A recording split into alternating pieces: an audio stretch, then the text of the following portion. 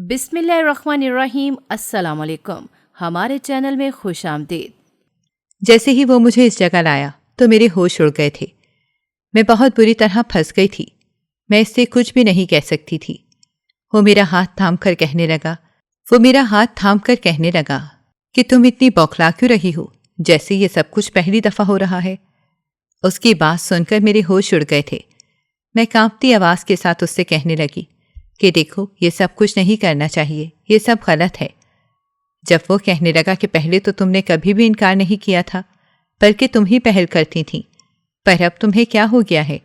तुम वो दिन भूल गई हो जब हम दोनों एक हुए थे? उसकी बातें सुनकर मेरा वजूद हिल गया था। इससे पहले कि वो मेरे साथ कुछ करता, जब मैं एक झटके से इससे अलग हुई थी। हम दो बहनें थीं। मेरा नाम अनाबिया था, जबकि उसका नाम अरीशा था। हम दोनों हूबहू एक जैसी थीं, क्योंकि हम दोनों जुड़वा थीं। कोई भी हम दोनों में फर्क नहीं कर पाता था। बस इतना फर्क था कि उसके रुखसार पर तिल था। इसके अलावा हमारी अम्मा भी जब हमें देखती थीं तो वो भी पहले तो कंफ्यूज हो जाती थीं, लेकिन उनका साथ हमारे साथ जिंदगी का बिल्कुल नहीं था। वो हमें छोड़कर चली गई थीं, जबकि अब्बा उनकी जुदाई में माजूर हो गए थे। गोया घर का खर्चा चलाना भी बहुत मुश्किल हो गया था।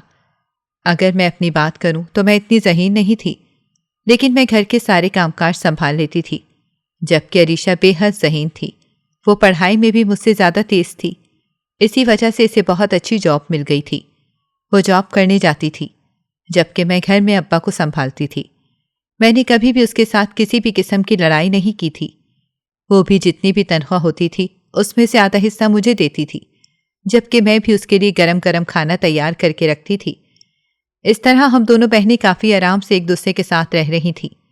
कभी भी मैंने इससे कोई शिकवा नहीं किया था। वो जैसे अपने कपड़े लाती थी, वैसे ही प्यारे प्यारे कपड़े मेरे लिए भी लेकर आती थी। इस तरह जिंदगी बहुत अच्छी गुजर रही थी।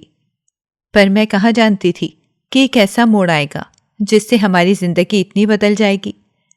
वो रोज ही हजारों के हिसाब से पैसे लाती थी, जबकि मेरा रंग उड़ जाता था। एक रोज तो मैंने उससे कह दिया कि तुम्हारी जॉब ऐसी कौन सी है कि तुम्हें इतने ज्यादा पैसे मिलते हैं। जब वो मुझसे कहने लगी कि मैं तुम्हें जो बताऊंगी उसे राज रखना, तुम मेरी बहन हो, इस वजह से मैं तुम्हें सारी बात बता रही हूं। मैंने इससे कहा कि जल्दी बताओ, मेरा तो दिल तेजी से धड़क रहा है कि ना जाने ऐसी कौन सी बात है जो तुमने छुपाई है, और इतने पैसे कहाँ से मिल रहे हैं। पर वो कहने लगी कि देखो, मैं जिस कंपनी में काम करती हूँ उसका बॉस बहुत ही अच्छा है। वो आए रोज मुझे पैसे देता है, जबकि ये मेरी तनख्वाह बिल्कुल नहीं है। मेरी तनख्वाह तो 40,000 है। उसकी बात सुनकर मैं साकित हो गई थी। मैं इससे कहने लगी कि देखो अरीशा, ये ना हो कि कहीं वो तुम्हें फंसा ले और तुम्हें मुश्किल में डाल दे, इसीलिए तुम्हें फूंक फूंक कर कदम रखना चाहिए। कहने लगी कि तुम फिक्र ना करो, मैं जो कुछ भी कर रही हूँ हम दोनों के लिए कर रही हूँ। ये पैसे जमा करके हम अपने अब्बा का इलाज करवाएंगे। इसी वजह से मैंने इसे भी इनकार नहीं करती। इसी वजह से मैं इसे इनकार भी नहीं करती। ये सुनकर मैं भी इसे कुछ कह न सकी। इस तरह हम दोनों इन पैसों पर बहुत ऐश करने लगे। उसकी जॉब सुबह पहले टाइम की होती थी, पर मैं जानती थी कि वो अपने बॉस के साथ ही होती है, तभी वो शाम को वापस आती थी। पर एक रोज रात हो गई, वो वापस ना आई। मुझे तो हौल उठने लगा था कि ना जाने वो कहाँ चली गई है। मैंने जैसे ही देखा तो रात के 12 बज रहे थे। अब्बा कहने लगे कि बेटा, अरीशा कहाँ गई है, वो अभी तक क्यों नहीं आई। मैंने अब्बा को तसल्ली दी और मैंने अब्बा को कह दिया कि अरीशा को आज कंपनी में बहुत ज़्यादा काम था, इसी वजह से शायद वो अभी तक नहीं आई। उसने मुझे मैसेज करके बता दिया था कि वो लेट हो जाएगी। अब्बा इसका इंतज़ार करते करते सो गए थे। कुछ देर बाद ही दरवाज़ा बजा। मैंने अरीशा को जल्दी से अंदर किया और इससे कहने लगी, तुम कहाँ गई थी? तुम जानती भी हो ना, रात को इतना लेट आना खतरे से खाली नहीं है। मैंने जैसे ही बाहर नजर दौड़ाई थी तो एक बहुत बड़ी गाड़ी हमारे घर से गुजरी थी। मैं जान गई थी कि वो अपने बॉस के साथ ही आई है। उसका रंग उड़ा हुआ था, उसके हाथ पांव कांप रहे थे। मैंने इससे कहा कि सब ठीक तो है ना, तुम्हारे बॉस ने तो तुम्हारे साथ कुछ नहीं किया। कहने लगी कि सब ठीक है, ऐसा कुछ भी नहीं हुआ है, बस कंपनी में एक पार्टी थी जिसकी वजह से मैं लेट हो गई। मैंने भी सुख का सांस लिया और उसके लिए खाना तैयार किया। जब उसने अपने पर्स से 50,000 रुपये मुझे थमा दिए कहने लगी कि अब्बा के इलाज के लिए इनमें से कुछ पैसे रख लेना। मैं इसे कहने लगी कि अरीशा, तुम ज़रूर मुझसे कुछ छुपा रही हो। तुम क्यों नज़रें चुरा रही हो? जब मेरी बात पर वो कहने लगी कि प्लीज़ ये बातें किसी से भी मत करना। अनाबिया, दरअसल बात यह है कि आज उसने मुझे प्रपोज़ किया है। उसने मुझसे कहा है कि वो मुझसे शादी करना चाहता है। ये बातें सुनकर तो मेरे पांव तले ज़मीन निकल गई। मैं इससे कहने लगी कि ये कब से चल रहा था? कहने लगी कि मैं नहीं जानती, पर अगर मैंने बॉस को इनकार कर दिया तो ये सारे पैसे हमारे हाथ से निकल जाएंगे। इसलिए मुझे अपने बॉस के साथ ही रहना पड़ेगा और उसकी हाँ में हाँ मिलाकर चलना होगा। मैं भी परेशान हो गई थी, लेकिन ये बात भी सच थी कि हम लोग जिस गरीबी में जी रहे थे वहां अरीशा के अलावा हमारा कोई सहारा नहीं था। इसी वजह से मैं इसे रोक भी न सकी। वो ऐसे ही जब भी वापस आती थी तो ऐसे ही रात का वक्त होता था। कभी कभार तो वो आधी रात को आ रही होती थी और आते साथ ही वो सोने लग जाती थी। मैं इसे कहती थी कि अरीशा, मुझे बताओ तो सही, आज का दिन कैसा गुजरा? जब वो इनकार कर देती कि मैं बहुत थकी हुई हूँ, कल ही बताऊंगी। मैं परेशान हो जाती कि ना जाने उसने ऐसा कौन सा काम किया है जिसकी वजह से वो इतना थक गई है। पर मैं कहाँ जानती थी कि वो क्या कर चुकी है। दिन ऐसे ही गुजरते जा रहे थे। मुझे अरीशा की वजह से, इसकी हरकतों की वजह से इस पर और भी शक होने लगा था। वो जितनी ज़हीन थी इतनी ही जज्बाती भी थी। मुझे तो काफ़ी खौफ आ रहा था कि कहीं जज्बात में आकर उसने गलत कदम ना उठा लिया हो। वो अब हर रोज़ काफ़ी तैयार होकर जाती थी। कभी कभार तो वो लाल जोड़ा पहनकर कंपनी में जाती थी। मैंने एक दफ़ा इसे शिकवा कर लिया कि अरीशा, ऐसे लिबास कंपनी में पहनकर जाना मुनासिब नहीं है, लोग देखेंगे तो बातें बनाएंगे। जब वो कहने लगी कि मैं क्या करूं, उसको लाल रंग बहुत पसंद है, वो जब भी मुझे इस लाल रंग में देखता है तो मुझ पर फिदा हो जाता है और भी मुझे बहुत कीमती तहाइफ देता है। ये तहाइफ वैसे ही तो नहीं ना आते, मुझे भी तो अपनी अदाएं दिखानी पड़ती हैं। उसकी बातें सुनकर तो मैंने अपना सर पकड़ लिया कि मैं इसे अब क्या कहूं। वो ही हमारा वाहिद सहारा थी जिससे हमारा घर चलता था।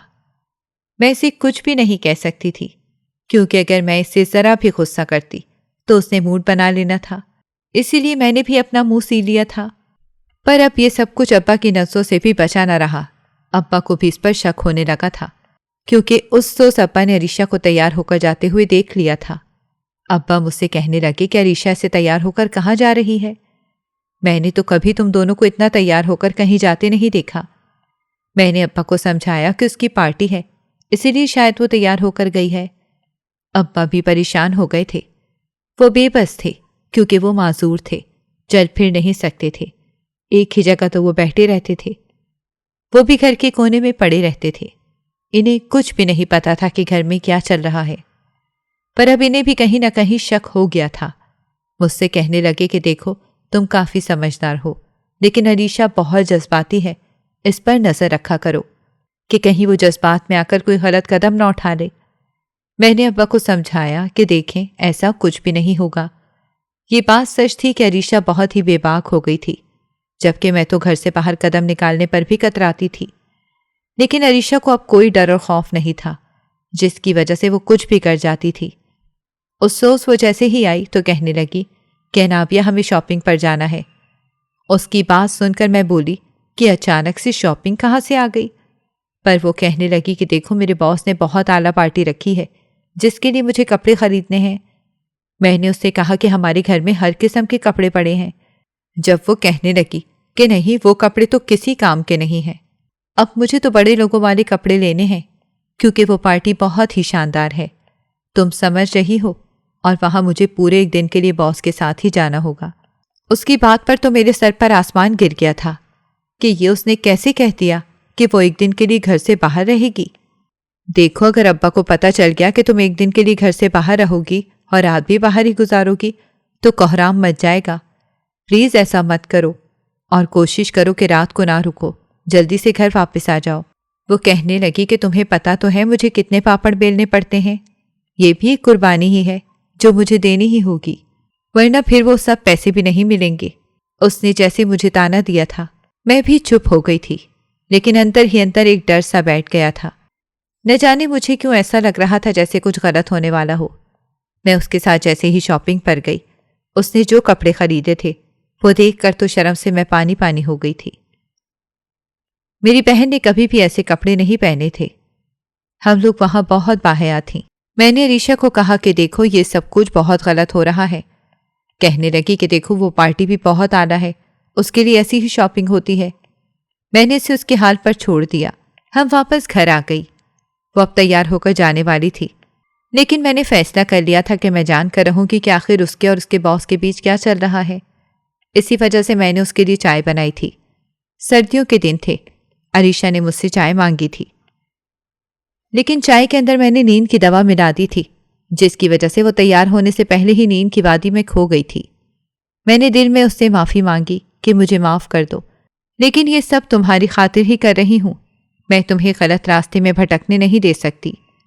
यही सोचकर मैंने उसके कपड़े पहन लिए थे। मैं बहुत बेबस महसूस कर रही थी, लेकिन मैं क्या करती, ये सब कुछ करना ही पड़ा था। मैंने जैसे ही लिबास पहना, बिल्कुल अरीशा की तरह तैयार होने लगी थी। अब मैं बिल्कुल इसी की तरह लग रही थी। अपने रुखसार पर मैंने मसनूई तिल भी बना लिया था। इस तरह कोई भी मुझे देखकर ये नहीं कह सकता था कि मैं अरीशा नहीं हूं। जैसे ही उसके फ़ोन पर उसके बॉस की कॉल नजर आई, मैं भागी भागी बाहर चली गई। मेरी नज़र जैसे ही बॉस पर गई तो ये देखकर मेरे होश उड़ गए थे। वो बला का हसीन मर्द था। उसकी उम्र 35 साल की थी, जबकि वो भी बहुत तैयार था। उसने मेरे लिए दरवाज़ा खोला। वो तो मुझे अरीशा ही समझ रहा था। मैंने उसे सलाम किया। जब उसने अपना हाथ आगे बढ़ाया तो मेरा दिल तो मुट्ठी में आ गया था, लेकिन मैं उस पर जाहिर नहीं करवाना चाहती थी। जब ही मैंने भी अपना हाथ आगे कर लिया, इस तरह उसे सलाम ले लिया। मेरा अब दिल तेजी से धड़क रहा था। मुझसे कहने लगा कि घर वालों को क्या बता कर आई हो। उसकी बातें सुनकर मेरा दिमाग चकरा गया था। मैंने जल्दी से कहा कि यही बताकर आई हूं कि मुझे पार्टी पर जाना है। कहने लगा, वेरी गुड, शुक्र है तुम्हें अकल आ गई। और इस हसीन दिन का मैं बहुत बेताबी से इंतजार कर रहा था। मुझे वो दिन कभी नहीं भूलता जब हम दोनों मिले थे। उसकी बातों पर मेरे रंग उड़ रहे थे, पर मैं अपना चेहरा दूसरी जानिब कर लेती थी। मुझे बार बार अनहोनी का एहसास हो रहा था, जब अचानक ही बॉस ने ब्रेक लगाकर गाड़ी रोक दी थी। रात का पहर था। मैं अब इसे यकटुक देख रही थी कि ना जाने उसने ये हरकत क्यों की है। जब वो कहने लगा कि क्या हो गया है, मैं देख रहा हूं कि आज तुम अजीब सा बर्ताव कर रही हो। क्या मैं जान सकता हूं? घर में सब ठीक तो है ना? तुम्हारे अब्बा तो ठीक है ना? तुम्हारी बहन ने तो कोई सवाल नहीं किया। उसकी बात पर मैंने बहाना बना दिया कि अब्बा की तबीयत आजकल ज़्यादा ही ख़राब थी, इसीलिए परेशान हूं। जब अचानक ही उसने अपना हाथ आगे बढ़ाया, मेरे चेहरे पर फिरने लगा। मेरे वजूद में तो करंट सा दौड़ गया था। मैं एक झटके से ही पीछे हो गई थी जब वो कहने लगा कि क्या हो गया है, तुम तो ऐसा बर्ताव कर रही हो जैसे मैं पहली दफ़ा तुम्हें छू रहा हूं। उसकी बातें तो मेरे होश उड़ा रही थीं। मैं जान गई थी कि अरीशा और उसके बॉस में हद से भी कुछ ज़्यादा चल रहा है, तभी वो बॉस मुझसे ऐसी बातें कर रहा है। उसने दोबारा गाड़ी चला दी थी। मैं यही सोच रही थी कि अगर पार्टी नहीं थी तो फिर अरीशा ने पार्टी का बहाना क्यों बनाया था, और ये उसके साथ कहाँ जाना चाहती थी। कुछ देर बाद ही एक बड़ा सा होटल आया, जिसके सामने बॉस ने गाड़ी रोक दी थी। मैंने जैसे ही होटल को देखा तो मेरा वजूद सुन्न हो गया था। मैं कहीं ना कहीं जान चुकी थी कि आगे क्या होने वाला है। वो मुझे होटल के अंदर लेकर आया। उसने पहले से ही एक रूम बुक किया हुआ था। वो जैसे ही इस रूम में मुझे लेकर आया तो मुझे घबराहट होने लगी थी, लेकिन मैं इससे कुछ कह भी नहीं सकती थी। जब वो कहने लगा कि अरीशा, आज तो मुझे बहुत ज़्यादा परेशान लग रही हो, प्लीज़ ऐसा मत करो वरना मेरा मूड ख़राब हो जाएगा। तुम तो ऐसे बिहेव कर रही हो जैसे सब पहली दफ़ा हो रहा है। क्या तुम वो दिन भूल गई हो जब हम दोनों एक हुए थे? उसकी बात सुनकर मेरे पैरों तले ज़मीन निकल गई थी। मैंने कभी नहीं सोचा था कि मेरी बहन इस हद तक गिर जाएगी। न जाने उसने ये सब क्यों किया था। बॉस अब मेरे करीब आ रहा था, पर मैं चाहकर भी इससे दूर नहीं हो पा रही थी। मेरा दिल तेजी से धड़क रहा था। इससे पहले कि वो मजीद कुछ करता, जब अचानक ही कमरे की लाइट चली गई थी। बॉस को गुस्सा आ गया था। कहने लगा कि ये लाइट भी अभी जानी थी, तुम यहीं पर रुको, मैं देख कर आता हूं। वो ये कहते साथ ही कमरे से बाहर निकल गया, पर मेरा दिमाग जल्दी से काम करने लगा। मैंने फौरन ही दौड़ लगा ली। मैं होटल से बाहर निकल आई थी। मेरा सांस काफ़ी बुरी तरह फूल गया था। मैंने जल्दी से एक रिक्शा किया और वापस घर चली गई थी। अरीशा अभी भी सो रही थी, पर रो रोकर मेरी आंखें सूज गई थीं। मैंने कभी नहीं सोचा था कि अरीशा ये सब कर बैठेगी। न जाने उसने ये सब क्यों किया था। हमारे माँ बाप ने तो हमें ये सब कुछ बिल्कुल भी नहीं सिखाया था। मैंने तो कभी किसी नामहरम से बात तक नहीं की थी। मैं अब इसके उठने का इंतजार कर रही थी, पर जानती थी कि नींद की दवा की वजह से वो काफी देर तक सोएगी। इसी वजह से मैं भी सो गई थी। अगले रोज मैं जैसे ही उठी तो ये देखकर घबरा गई कि अरीशा तो घर पर मौजूद ही नहीं थी। वो यकीनन जॉब पर चली गई थी। मेरा दिल तेजी से धड़क रहा था कि अब जब वो वापस आएगी तो उसे सब कुछ पता चल गया होगा कि कल रात उसकी जगह मैं बॉस से मिलने चली गई थी। मैं बहुत परेशान हो गई थी। जैसे जैसे उसके आने का टाइम कम हो रहा था, मुझे इतनी ही बेचैनी हो रही थी कि ना जाने मैं इसका सामना कैसे करूंगी। पर जो उसने मुझसे छुपाया था वो सब भी बहुत हौलनाक था। मेरे पास भी बहुत ज्यादा सवाल थे। कुछ देर बाद घर की बेल बजी। मैंने जैसे ही देखा तो अरीशा थी, पर उसने मुझसे कोई सवाल न किया। वो तो मुझसे अपना मुंह छुपा रही थी। मैंने दिल में सोचा कि इंसान को ऐसे काम ही नहीं करने चाहिए कि उसे मुंह छुपाना पड़े। चुपचाप ही उसने खाना खाया और सो गई। 5-6 दिन ऐसे ही गुजर गए थे। मैंने भी इससे कोई बात नहीं की, ना ही वो मुझसे भी कोई बात करती थी। अब्बा भी परेशान हो गए थे कि पहले तो तुम दोनों की आवाज़ों से ये घर गूंजता रहता था, पर अब तुम दोनों को क्या हो गया है? क्या कोई नाराज़गी चल रही है? पर मैंने अपनी तरफ से अब्बा को पुरसुकून कर दिया था कि अब्बा ऐसी कोई बात नहीं है। बस अरीशा की तबीयत खराब है, जिसकी वजह से वो बातें नहीं करती। अब्बा भी चुप हो गए थे। पर एक रोज़ अचानक ही सच में अरीशा की तबीयत खराब हो गई थी। उसे उल्टियां आ रही थीं। मुझे वो सब बातें याद आने लगीं जो उस बॉस ने मुझसे कही थीं। न जाने अरीशा के साथ क्या हो रहा था, पर अब मैंने फैसला कर लिया था कि मैं जान कर रहूंगी कि ये सब कुछ इसने क्यों किया है। मैंने उससे पूछा कि तुम ठीक तो हो ना? तुम्हें इतनी उल्टियां क्यों आ रही हैं? जब वो कहने लगी कि हाँ, मैंने कुछ स्पाइसी खा लिया था जिसकी वजह से मेरी तबीयत खराब है। मैंने साफ साफ इससे कहा कि अरीशा, ये इस वजह से नहीं हो रहा कि तुमने खाना खा लिया है। इसके पीछे कोई और वजह है। मैं वो वजह जान गई हूँ और तुम भी ये जानती हो कि मैं सब कुछ जान गई हूँ। लेकिन अब मैं सवालों के जवाब जानना चाहती हूँ कि तुमने ये सब क्यों किया? तुमने ये सब मुझसे क्यों छुपाया? तुम बॉस के साथ ताल्लुकात में थी और तुमने ये सब कुछ होने दिया सिर्फ और सिर्फ इन पैसों की वजह से। पर तुम जानती हो ना ये कि सारे पैसे हराम के हैं। तुमने वो नाजायज़ काम करके इन सारे पैसों को हराम कर दिया है। और ये बात याद रखो कि मैं अपने अब्बा का इलाज इन हराम पैसों से कभी नहीं कराऊंगी। मेरी बातें सुनकर उसने रोना शुरू कर दिया था। कहने लगी कि प्लीज़ मुझ पर ऐसा इल्ज़ाम मत लगाओ। हाँ, मैं मानती हूँ मैंने तुमसे ये सब कुछ छुपाया है, पर यह बिल्कुल गलत है कि जो तुम कह रही हो। ये कोई हराम का नहीं है। ये पैसे मेरी मेहनत के हैं। पर मैं क्या करती, मैं मजबूर हो गई थी। लेकिन जब मुझे एक मौका मिल रहा था तो मैंने इस मौके का फ़ायदा उठाया।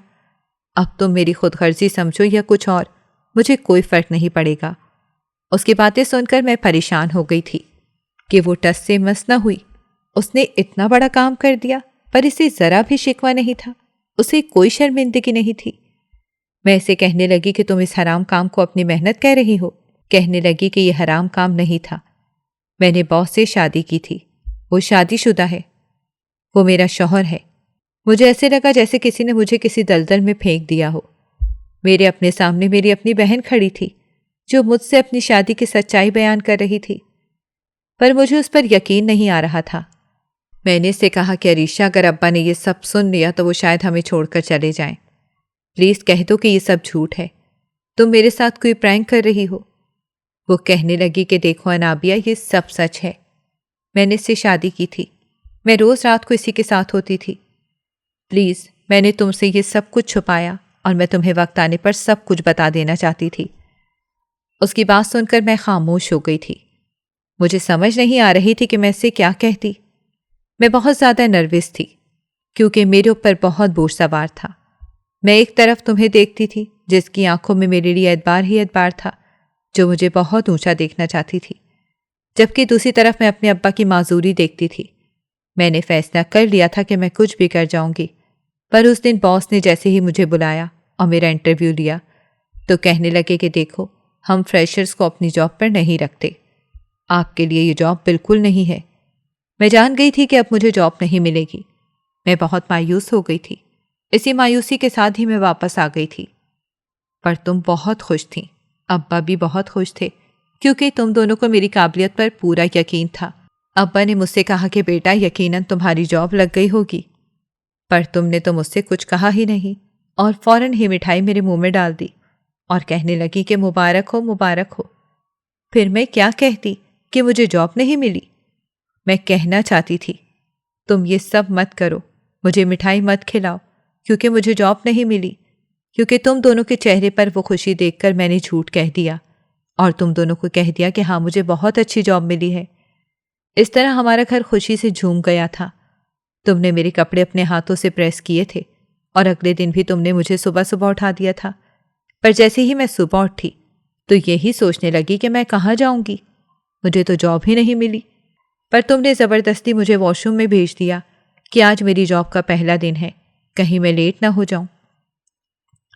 मैं तैयार हो गई, तुमने मुझे नाश्ता करवाया और मैं ऐसे ही बाहर आ गई। पर मैं कहाँ जाती?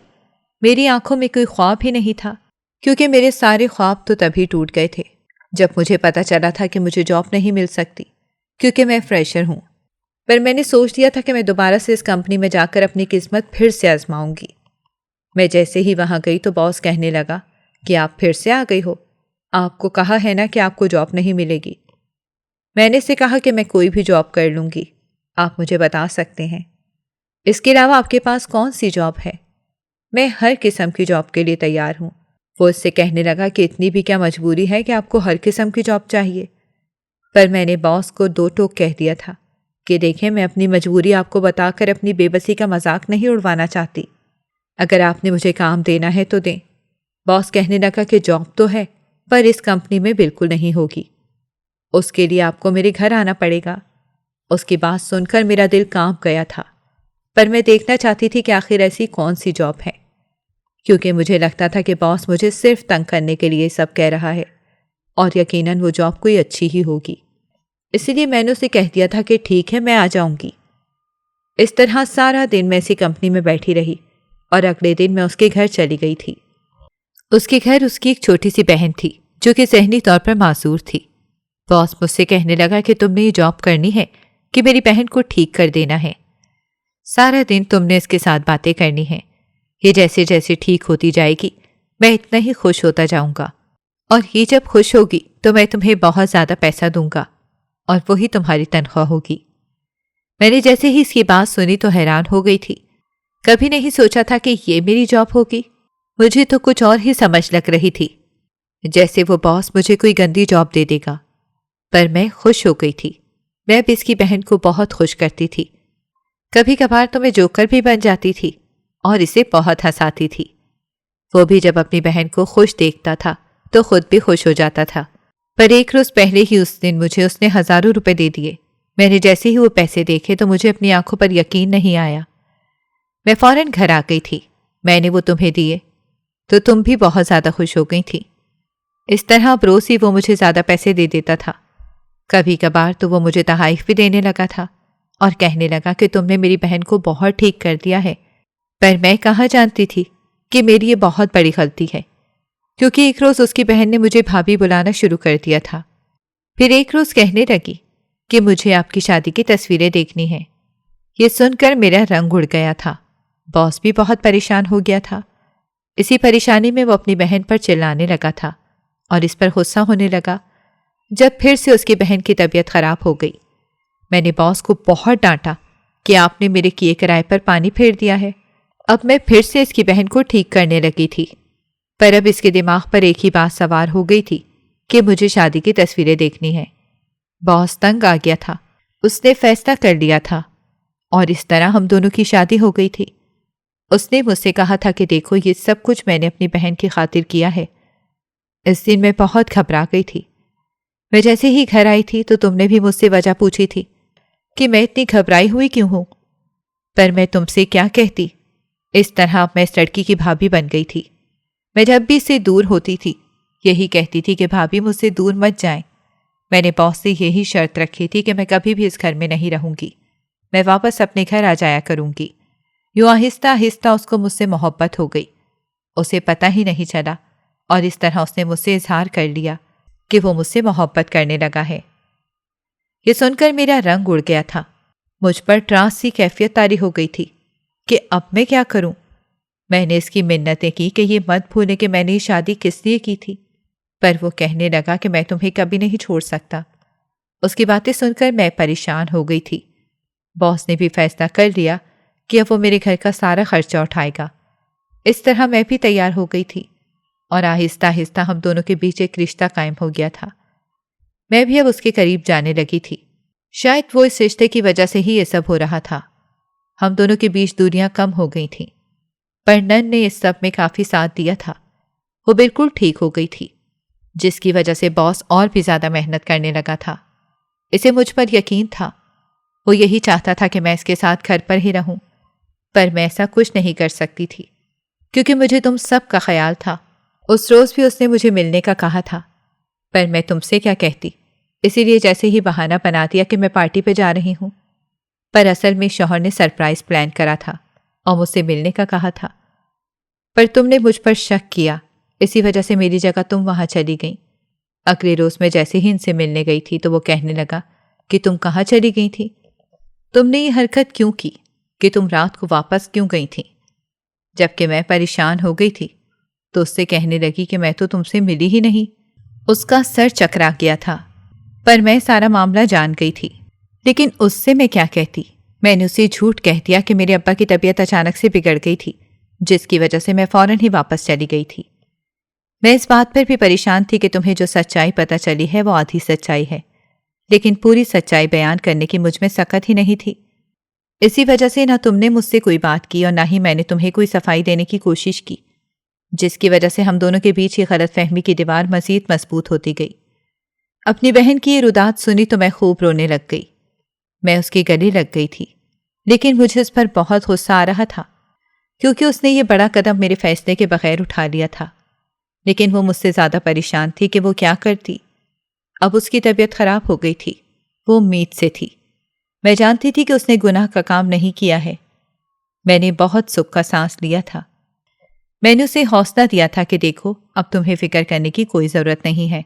अब तो तुम्हें ये जॉब का बहाना भी नहीं करना पड़ेगा, बल्कि अब तुम्हें अपना ख्याल रखना पड़ेगा। वो मेरी बात मान गई थी, लेकिन उसे भी ये डर था कि जब अब्बा को ये सारी सच्चाई पता चलेगी तो ना जाने उनका रद्द-ए-अमल क्या होगा। लेकिन मेरे पास एक बहुत बड़ा प्लान था। मैंने अरीशा को कह दिया कि देखो, तुम अपने शौहर को हमारे घर ले आओ और अब्बा को हम इससे मिला देंगे। इस तरह दिखाने के लिए तुम दोनों का निकाह करवा देंगे और अब्बा को यही लगेगा कि तुम दोनों की अब शादी हुई है। इस तरह तुम दोनों बच जाओगे। लेकिन अरीशा ने मेरा प्लान तस्लीम करने से इनकार कर दिया कि यह सब कुछ झूठ हो जाएगा, मैं ऐसा कुछ नहीं करना चाहती। पर कुछ दिनों बाद ही अरीशा ने सारी सच्चाई अब्बा को बता दी थी। अब्बा इससे बहुत नाराज हो गए थे, लेकिन मैंने फिर अब्बा को समझाया कि अगर वो चाहती तो वो झूठ भी बता सकती थी। अब्बा इसे कुछ अरसे तक ही नाराज रह सके। उसके बाद वो भी अरीशा से ठीक हो गए थे। कुछ अरसे बाद ही उसका बेटा हुआ था। मुझे यकीन नहीं आ रहा था कि मैं खाला बन गई हूं। मैं अरीशा के लिए बहुत ज्यादा खुश थी। मैंने उसके शौहर से भी माफी मांग ली थी। इस तरह उसने भी मुझे माफ कर दिया था। पर अरीशा के शौहर ने अब्बा का भी बहुत इलाज करवाया था। अब्बा चलने के काबिल हो गए थे। वो आहिस्ता आहिस्ता ठीक होने लगे थे। मुझे और कुछ भी नहीं चाहिए था। हमारी फैमिली हंसी खुशी रहने लगी थी। नाजरीन, अगर आपको हमारी कहानी अच्छी लगी है तो वीडियो को लाइक करें, शेयर करें और हमारे चैनल को सब्सक्राइब करें। अगली वीडियो तक इजाज़त दें। अल्लाह हाफिज़।